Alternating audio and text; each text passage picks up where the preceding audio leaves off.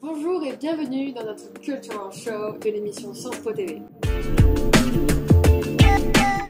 Aujourd'hui, au programme, nous accueillerons la critique de cinéma Camille Alex qui nous parlera du film Le Cercle des Poètes Disparus. Puis nous aurons un interview musical. Ensuite, nous aurons un point info où nous parlerons de la situation économique en Turquie. Et puis un peu de douceur avec un moment de poésie. Et enfin, nous terminerons avec un plaidoyer philosophique.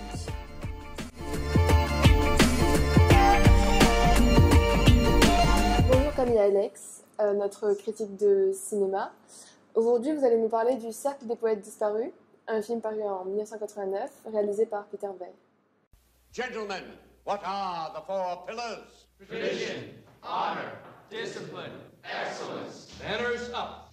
Welton Academy for Boys, a breeding ground for the future leaders of America, an institution dedicated to achievement, virtue, and conformity, a school whose rigid standards are upheld by every single teacher, except one.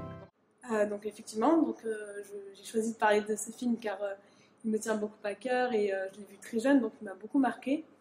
Donc pour vous faire l'histoire assez rapidement, donc on va suivre un groupe de jeunes lycéens étudiants dans une académie très élitiste, donc très droite et rigide sur ses méthodes. Et donc dans cette académie va venir un nouveau professeur, Keating, Monsieur Keating. Mr. Keating. Et qui lui va chambouler complètement les méthodes d'apprentissage rigides et normales en cherchant à faire penser les élèves par eux-mêmes, en cherchant à leur faire développer leur poésie, leur sensibilité. Et donc finalement, on va avoir tout ce groupe de jeunes qui vont chacun avoir un rôle, chacun avoir leur place. Et on a toute cette relation entre l'enseignant, les élèves, et en même temps donc, le fait de braver les interdits, les limites, jusqu'où on peut aller. Et donc je ne vais pas donner de spoilers, mais donc voilà, aussi avec les conflits et les conséquences qu'il peut y avoir qui peuvent être très graves derrière. Et ce film nous donne déjà envie.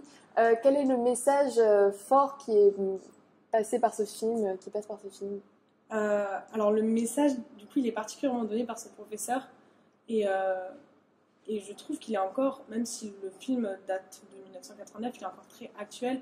Et finalement, il s'adresse aux élèves en leur donnant un goût pour la liberté, un goût, il le dit surtout cette phrase qu'on peut beaucoup retenir du film, c'est Carpe Diem, donc accueillir le jour présent et vraiment de profiter. Mais en même temps, quand les élèves profitent trop et débordent un peu, on peut dire, le professeur est aussi là pour leur dire que oui, accueillir le jour présent, mais sans le gâcher. Donc c'est vraiment penser par soi-même, être libre. Et il y a aussi une énorme critique du conformisme dans ce film, et donc de ne pas suivre la masse, finalement de s'écouter soi-même et d'aller au bout de ses passions. D'accord. Et pouvez-vous nous parler un peu de l'aspect cinématographique pur de ce film? Oui, mais c'est vrai que ce film, on a tendance à l'aborder par son scénario, donc comme je l'ai fait là, parce que le scénario est juste très original, très, très riche. Mais le réalisateur a un grand rôle, je trouve, dans le film. Donc, c'est-à-dire qu'il va avoir des choix de plans, des choix de caméra. Il y a un moment qui me vient en tête, en fait, il y a un moment un peu de frénésie donc, entre les jeunes. Oui, j'ai oublié de préciser que c'est un lycée exclusivement de garçons, donc, qui fait donc très vieille France, voilà, vous voyez un peu l'ambiance. Et il y a un moment, donc, il commence à vraiment, il y a une frénésie qui monte, et du coup, la caméra est au milieu, et ça tourne, ça commence. En fait, il y a vraiment une recherche artistique qui fait qu'on se sent avec eux, on se sent dans le groupe, et comme chacun des garçons a sa place dans le groupe, on est avec eux et on les suit, et on a envie d'aller avec eux, on a envie que ça avance. Il y a un moment, un garçon qui a une histoire d'amour, qui n'ose pas aller séduire, et on a envie de le pousser, on a envie d'être avec lui, et pareil, à la fin, il se passe quelque chose, donc je ne vais pas dire pour ne pas spoiler, mais moi j'étais révoltée, à chaque fois que je revoyais le film, j'avais envie de changer, à la fin, je voyais, je me refaisais, dans ma tête, j'avais envie d'être impliquée et de me dire, ça aurait pu se passer autrement. Puis il y a des images très fortes. Il y a beaucoup de choses, c'est assez frustrant, il y a beaucoup de choses que je ne peux pas dire parce que ça spoilerait tout. Mais il y a une image très forte à la fin, un symbole très fort. Bon, je vous invite vraiment à voir le film pour le comprendre. Mais donc des choix très beaux de mise en scène dedans. Eh bien, cela nous donne envie de redécouvrir ce film ou de le découvrir tout simplement, tout en pouvant faire un petit parallèle avec notre propre école d'étudiants Sciences Po. Bien, merci beaucoup Camille et Alex. Nous nous retrouverons sûrement plus tard. Avec plaisir. Au revoir.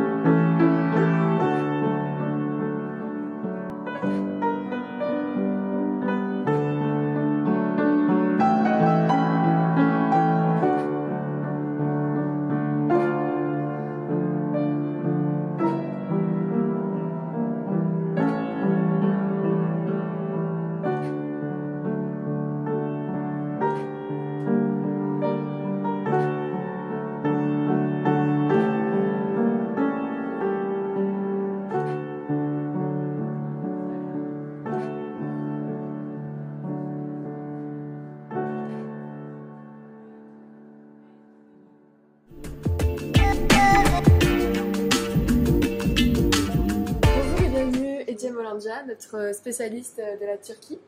Aujourd'hui, vous allez nous parler de la situation économique en Turquie au cœur de l'actualité. Aujourd'hui, je vais vous parler de la situation économique en Turquie actuellement et surtout de la dévalorisation de la valeur de la livre turque télé. Du coup, il y a quelques semaines, la valeur de la télé a baissé jusqu'à ce que $1 soit environ égal à 10 télé. Et sur Twitter, notamment, plusieurs hashtags ont critiqué cette situation et ils ont appelé aux élections anticipées. En fait, cette frustration de la population est totalement compréhensible parce que cela fait quelques années que en fait, la valeur de la livre est en chute. Hier, par exemple, le 21 novembre 2021, $1 était égal à 11,17 télé et €1 à 12,6 télé. Nous verrons ce que cela donne quand cette émission sera diffusée, mais pour l'instant, c'est la situation.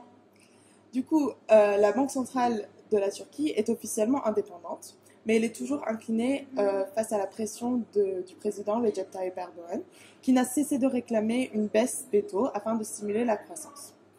Cette politique monétaire a pour but d'atteindre une croissance d'environ 10% cette année, avec cependant une inflation quasiment de 20%, alors que la livre turque a perdu plus d'un quart de sa valeur face au dollar depuis le début de l'année. Du coup, la Banque centrale a baissé son taux directeur de 300 points de base depuis août pour la ramener à 16%.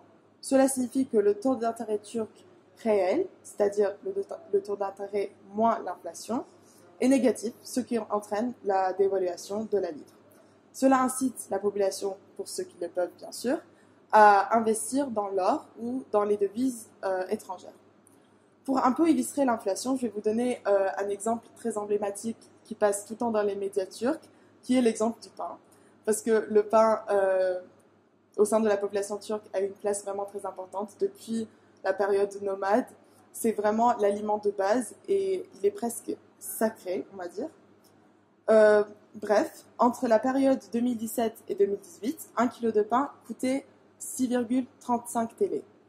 En 2019, ce prix a augmenté jusqu'à 7,5 télé et aujourd'hui, il est presque de 10 télé et une augmentation jusqu'à 12 télé est attendue.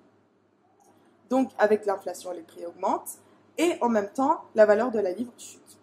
Selon beaucoup d'analystes, le président Erdogan fait le pari sur la croissance et sur l'emploi plutôt que de réduire l'inflation pour remporter les prochaines élections en 2023. Mais de son côté, Erdogan a fait des explications qui sont les suivantes face aux contestations. Il a dit « Les dommages causés par la mentalité putschiste à l'économie turque s'élèvent à plus de 300 milliards de dollars. Notre nation a subi des pertes sous une forte pression. » Il a aussi dit « Dieu merci, nous avons écrit le livre de l'économie et nous continuons à l'écrire. » Après ces explications, je veux aussi rappeler les mots de son beau-fils, Berat Albayrak, l'ancien ministre du Trésor et des Finances, qui a dû démissionner l'année dernière. Du coup, Albayrak, le 31 mars 2019, juste avant les élections municipales, avait dit « Les gens qui achètent des devises étrangères à 6 télés, 7 télés, et qui attendent une crise ou qu'il se passe ceci ou qu'il se passe cela pour les vendre à 10 à 15 télés, vous attendrez trop longtemps, surtout après les élections. Mais il s'avère que nous ne pouvions pas attendre aussi longtemps. » Eh bien, merci beaucoup Edja Malanja pour votre regard d'expert. Nous rappelons que vous faites partie de l'association TASA sur le campus de Menton. Et on se retrouve bientôt pour un nouveau point info. Merci.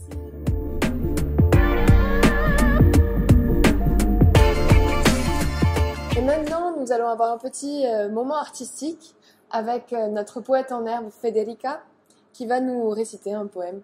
Donc d'abord en anglais puis ensuite en italien.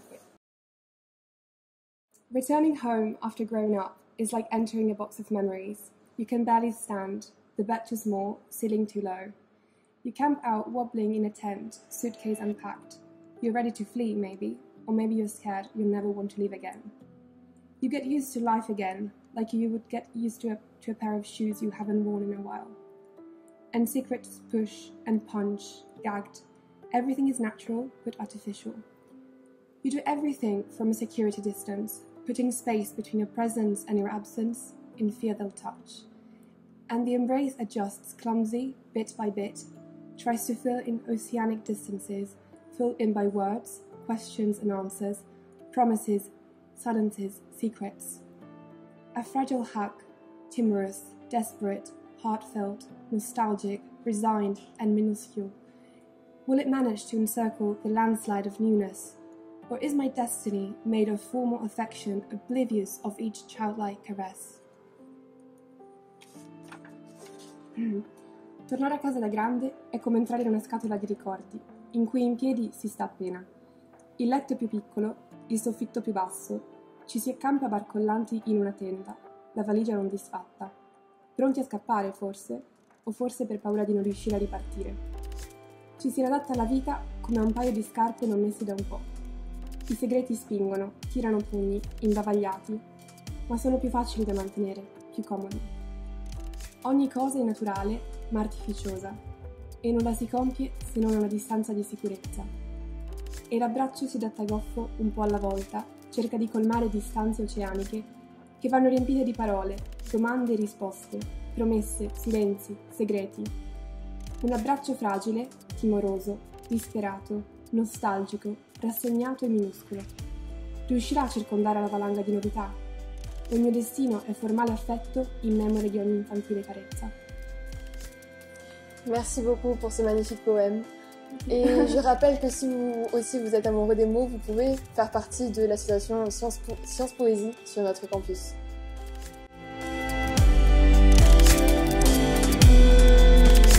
Et maintenant, nous allons écouter Wassima qui représente l'association SPK dans un plaidoyer d'art oratoire. Je veux une France libre et des Français heureux. Pour moi, ne vous faites pas de soucis. Je garde mon courage et ma belle humeur jusqu'au bout. Et je chanterai sans brémeuse parce que c'est toi, ma chère petite maman, qui me l'a apprise. Quelle mort sera plus honorable pour moi que celle-là? C'est vrai, je meurs volontairement pour ma patrie. Adieu, la mort m'appelle. Je ne veux ni bandeau ni être attachée. Je vous embrasse tous. C'est dur quand même de mourir. Vive la France, un condamné à mort de 16 ans. Voici ce qu'écrivit Henri Fertet, jeune résistant franc-comtois, dans sa dernière lettre adressé à ses parents. Dans une hypothétique période de paix, il aurait été un lycéen aussi inconnu et semblable que des milliers d'autres. Ainsi, il incarne parfaitement ce à quoi Confucius, grand philosophe de la Chine ancienne, pensait lorsqu'il disait « Notre plus grande gloire n'est point de ne jamais tomber, mais de savoir nous relever chaque fois que nous tombons. » À la différence que Henri Fertel, lui, après être tombé 2 fois, ne s'est pas relevé 2, mais 3 fois. En effet, alors que la France entière tomba sous le poids de l'occupation et de la collaboration, lui se releva et s'engagea activement auprès du groupe de résistance Guy Môquet, organisant des sabotages aussi divers que nombreux. Puis, alors qu'il fut arrêté en juillet 1943, il aurait pu regretter ses choix, regretter sa mort imminente. Néanmoins, son patriotisme demeura inébranlable et il resta fier et résolu jusqu'en ses derniers instants. Pour ses idéaux, il s'est relevé jusqu'à ne plus pouvoir le faire. Admiration est un bien piètre mot pour caractériser le sentiment qui m'anime lorsque je pense à sa détermination et son courage. Mais lorsque je dis qu'il se releva une 3e fois, c'est bien parce que son combat et son engagement, alliés à celui d'autres centaines de milliers de résistants, ont permis de rendre glorieuse et libre la France, qu'il a tant aimée et pour laquelle il s'est tant battu. Lui n'a pas gagné, mais son engagement, son courage et son patriotisme ont triomphé. Ainsi, chacun d'entre nous, à un moment donné de notre vie, avons, faisons et ferons face à des obstacles qui nous feront tomber. Nous ne sommes pas tous égaux face à ces chutes, puisqu'elles seront plus nombreuses pour certains et plus vertigineuses pour d'autres. Une chute pour une personne ne sera peut-être même pas considérée comme telle par une autre. C'est vrai, qu'est-ce que ce tomber dont parlait Confucius? Je pense qu'aucune définition ne serait assez générale pour englober l'ensemble des cas possibles et assez précis pour définir ce sentiment qui accompagne la chute. Ce sentiment si complexe lorsque, pour s'inspirer d'une citation d'Oscar Wilde, ayant visé la lune, nous réalisons n'avoir en réalité même pas atteint les étoiles. En plus d'une différence de perception, une seconde différence entre en jeu. Ce que nous déciderons de faire suite à cette chute. Ainsi, on peut distinguer 2 types de personnes. Ceux qui se relèveront et ceux qui ne le feront pas. Là où certains penseront voir une forteresse, d'autres remarqueront une porte. Dans ces moments, il est plus aisé de rester à terre, d'abandonner et de s'apitoyer sur son sort plutôt que de se relever et de se battre à nouveau, et ce, même au risque de se brûler les ailes une fois de plus. Et c'est en ce sens que rester à terre est une forme de lâcheté motivée par la peur de l'échec. Et il est indéniable qu'il n'y a donc aucune gloire à rester au sol.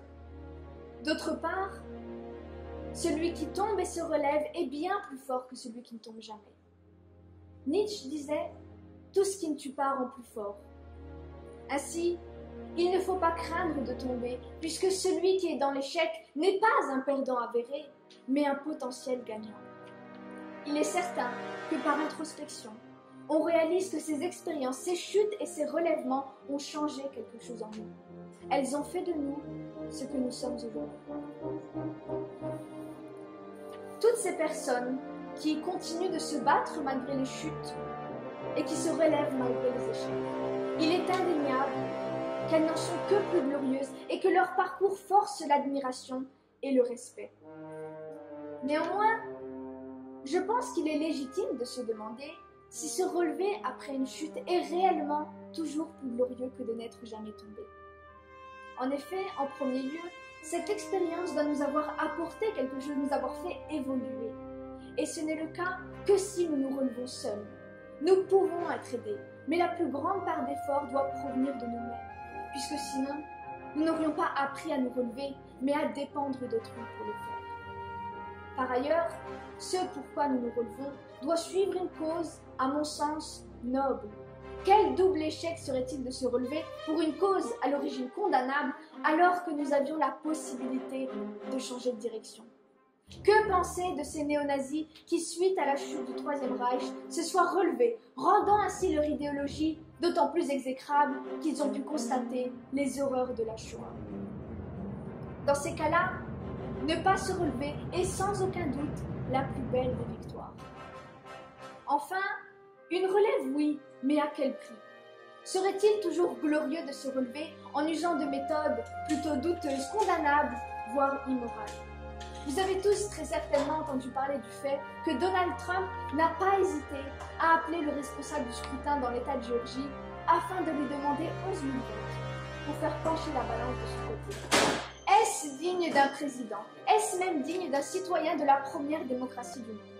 En cas de victoire de sa stratégie, je ne pense pas pouvoir constater une quelconque gloire dans une relève de la sorte.